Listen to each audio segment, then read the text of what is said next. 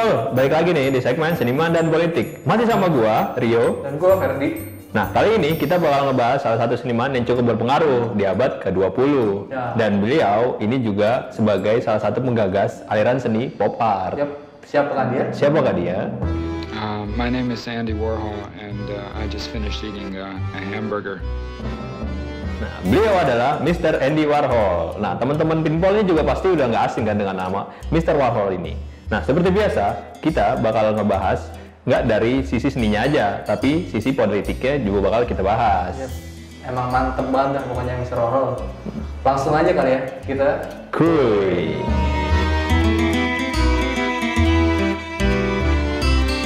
Oke, Sobat Pinball, lahir pada tanggal 6 Agustus 1928 di Pittsburgh, Pennsylvania. Seniman satu ini memiliki nama asli Andy Warhol ya, kemudian A-nya itu ditinggalkan karena mungkin trauma pada masa kecilnya.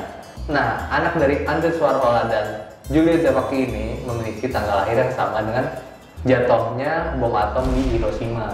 Jadi bisa sama gitu ya namanya, Warhol, gitu. Lubang perang. Ini kita sama dong. Nah, pada tahun 1945-an, Warhol muda memperdalam ilmu seninya di Carnegie Institute of Technology yang sekarang berubah nama menjadi Carnegie Mellon University. Dan situ dia mendapat gelar Fine Art. Oke, selepas mendapat gelar Fine Art, beliau ini melanjutkan karir sebagai seniman komersil untuk perusahaan majalah dan periklanan. Nah, kalau sekarang tuh kayak samalah jabatannya seperti desain grafis atau ilustrator. Oke, kayak itu yang di Instagram gitu. Iya benar tuh R55.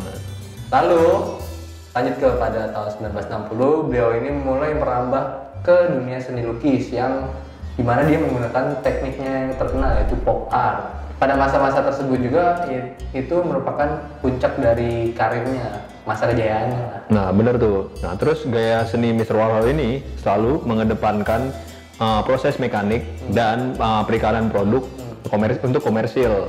Nah, beliau ini selalu membuat karya yang selalu tampak impersonal. Jadi itu beda banget sama karya seni abstrak ekspresionis yang selalu mengedepankan ekspresi. Iya, gitu. Beda-beda sama kayak apa nih. Benar banget. Jadi beliau ini melukis gambar-gambar yang gimana ya? Objeknya itu kayak di sekitar kita ya, kayak kebutuhan sehari-hari gitu. Kebutuhan daily life gitu. Nah, sebelumnya kan kita sempat nyinggung nih pop art. Sebenarnya apa sih arti pop art itu?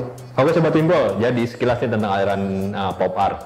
Jadi aliran pop art ini adalah aliran yang menggunakan visual-visual dari media massa populer seperti televisi, surat kabar, media sosial, dan lain-lain. Nah, kita lanjut. Di balik kehidupan beliau ini yang sukses, penuh prestasi, serta glamor, beliau ini ternyata pernah mengalami masa kelam, yaitu dia mendapatkan tindakan percobaan pembunuhan dari orang bernama Valery Solanas yang merupakan feminis separatis radikal. Nah, dia ini mendapatkan tembakan yang beruntun, yang wah Brutal lah ya. brutal ya. Jadi kabarnya nih, alasan Valery menembak Mr. Warhol karena Mr. Warhol ini menolak naskah dari Valery untuk pementasan acara Mr. Warhol. Jadi kayak jealous lah gitu. Jealous gitu ya. Oke, beralih dari kisah kelamnya, mungkin kita bisa lanjut ke bahas karya-karya beliau. Kayaknya kurang gitu kalau kita nggak ngebahas karya-karyanya. Nah, benar banget tuh Fer. Jadi pada masa kesuksesan beliau pada tahun 1960-an, seperti yang lu bilang tadi, beliau ini menghasilkan beberapa karya komersil seperti Campbell Soup Can dan Coca-Cola. Lu tahu sendiri kan produk tersebut. Tapi nggak cuma itu aja Fer. Jadi beliau ini juga menghasilkan karya untuk tokoh-tokoh politik dan tokoh-tokoh figur lah gitu, seperti Elvis Presley, Marilyn Monroe, Elizabeth Taylor, dan Mao Zedong. Iya, tokoh-tokoh terkenal berarti ya. Bener Jadi banget. Kayak orang-orang populer lah. Tokoh politisi juga sih, seperti Mao Zedong gitu. Nah, selain itu ada juga tokoh politis yang dijadikan karya. Karyanya itu berjudul Fort McGovern pada tahun 1972. Karyanya ini diperuntukkan untuk kampanye pada pemilihan presiden waktu itu. Jadi sebagai petahana melawan Nixon. Bener. Karya tersebut menggambarkan wajah Nixon yang matanya tuh kuning, terus mulutnya tuh warnanya kayak kapur berbusa gitu, terus juga wajahnya berwarna hijau kebiru-biruan yang serem banget gitu. Dan kata-kata tulisan tangan Andy Warhol yang ada di bawah wajahnya bertuliskan Fort McGovern. Nah iya, jadi di karya tersebut tuh kayak menggambarkan kalau Nixon itu mengerikan gitu. Warhol menggambarkan kalau sosok Nixon itu mengerikan seperti itu.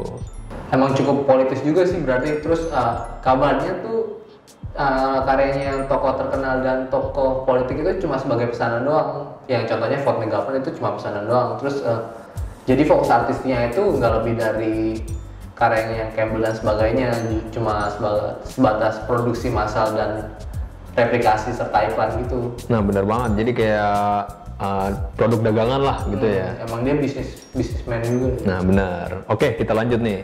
Jadi Mr. Warhol ini juga banyak mendapat penghargaan nih atas karya-karyanya. Salah satunya pada tahun 1949 saat beliau berusia 21 tahun. Jadi beliau ini mendapat penghargaan Art Director Club dan Film Culture Magazine Award. Dan banyak sekali penghargaan-penghargaan lainnya yang kita nggak sebutin satu persatu. Benar. Selain itu, beliau juga mempunyai cerita menarik yang dapat kita lirik dan juga karya-karyanya. Benar banget tuh. Salah satunya adalah beliau ini kayak bisa menggambarkan lah kalau seni dan politik itu bisa dikolaborasi. Seperti karya beliau Ford Megaphone tadi. Oke, Sobat Timbol, mungkin sekian pembahasan singkat kita tentang Mr. Andy Warhol. Jadi kalau misalnya teman-teman punya pendapat atau punya fakta-fakta lainnya tentang beliau, bisa nih komen di bawah. Ya betul, pembahasan kita kali ini juga bisa didengarkan di Spotify Pinter Politik. Bener banget, jangan lupa dengerin Spotify kita ya. Oke, gue Rio. Gue Ferdi. Ciao.